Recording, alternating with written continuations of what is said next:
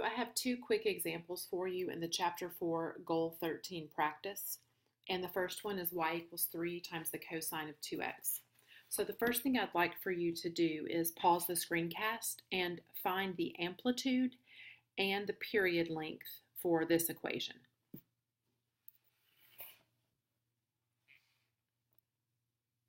All right, well, let's see how you did. We know that this function is in the form y equals a times the cosine of bx. Remember that a, when you take its absolute value, gives you the amplitude of the function, which tells you how high above the x-axis and low below the x-axis the function oscillates. Gives you its max and min. And we know that b, when we take 2 pi, the period of the parent function, and divide it by our value of b, this will give us the period length of the transformed function. So let's use this information to graph this function now. So I won't always give you a coordinate plane, so you can draw one yourself. And when you draw your coordinate plane, be sure to label the maximum value on the y-axis. You don't need to tell me it's the max. Just make sure you label the maximum and make sure you label the minimum value. And again, I know these 3 and -3 are the max and min based on the amplitude. And then along the x-axis, make sure that on your x-axis you always label your starting point. And for now, that's 0. And then label your ending point, or the end of your period, which in this case is pi radians. We know that with sine and cosine, I've asked you to graph your 5 key points. And remember, those 5 key points consist of the initial point at 0 radians. And we've learned with cosine that we always begin at the maximum. And when we complete that period, we end at that same maximum.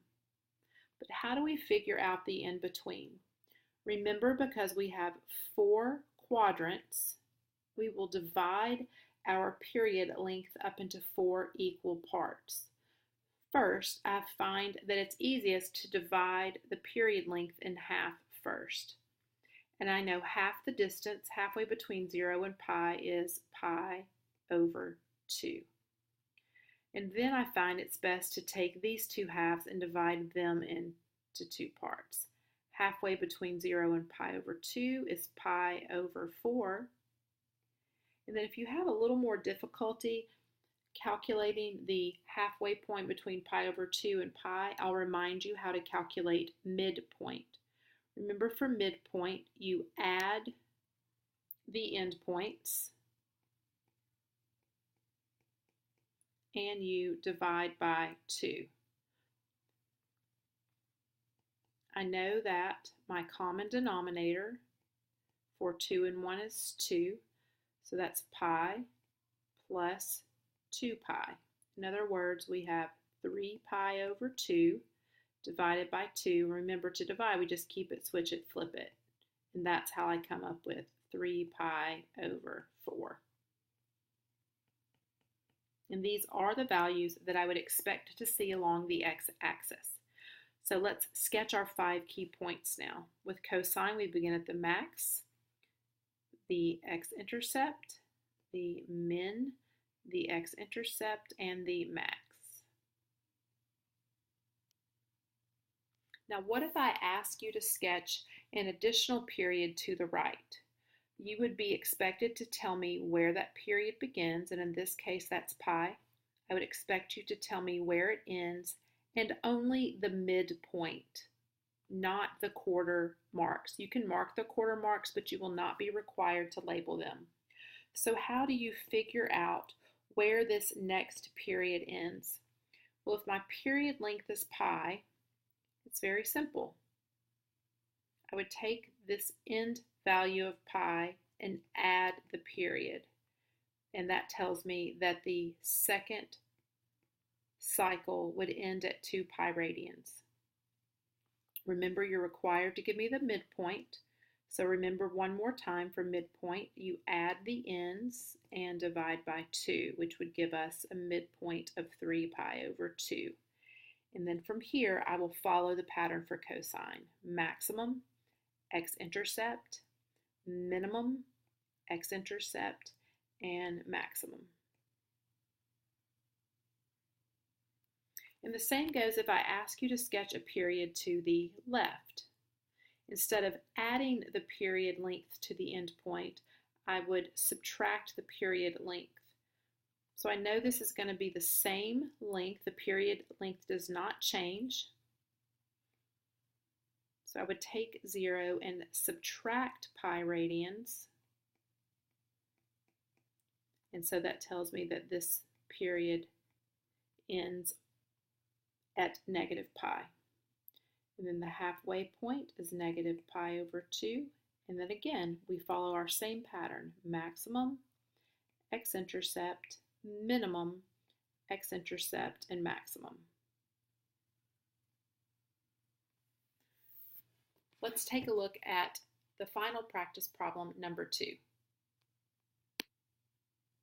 For practice problem number 2, I'd like you to pause the screencast and calculate the amplitude and the period length.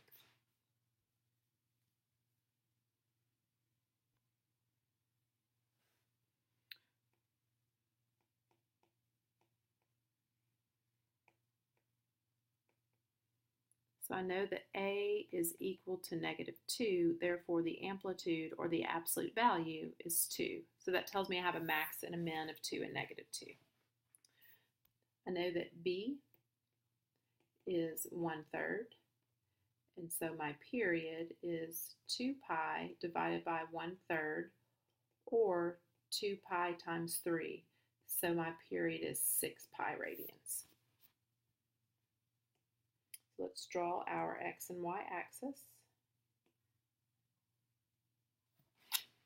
Remember that I'd like you to mark the maximum value and the minimum value along the x-axis. Along the y-axis. And I'd also like you to mark the endpoints along the x-axis. So I know if this function is 6 pi radians long, if it starts at 0, it's going to end at 6 pi. And let's divide that into 4 equal parts. The halfway mark from 0 to 6 pi is 3 pi. Halfway between 0 and 3 pi, remember we add 0 plus 3 and divide by 2, would give us 3 pi over 2. And then the halfway mark between 3 and 6 pi, remember we add those, 3 plus 6 is 9, so 9 pi over 2. And from there we would follow the pattern, keeping in mind that in this case A was a negative. So sine begins at the origin, but then goes down to the minimum, x-intercept, maximum, and back to the x-intercept. If I ask you to sketch a period to the left, then we know that if we start at 0, we would go to the left to negative 6 pi. And remember, in this case, I've only asked you to label the end and the midpoints, and you can mark the quarter marks, but you are not required to label them. And again, following our pattern for sine, x-intercept, because A was negative, we would go down to negative 2, the x-intercept, and positive 2 to sketch that. And don't forget, if you turn this in at the beginning of class tomorrow, you will earn a bonus point on the Goal 13 quiz. Thank you.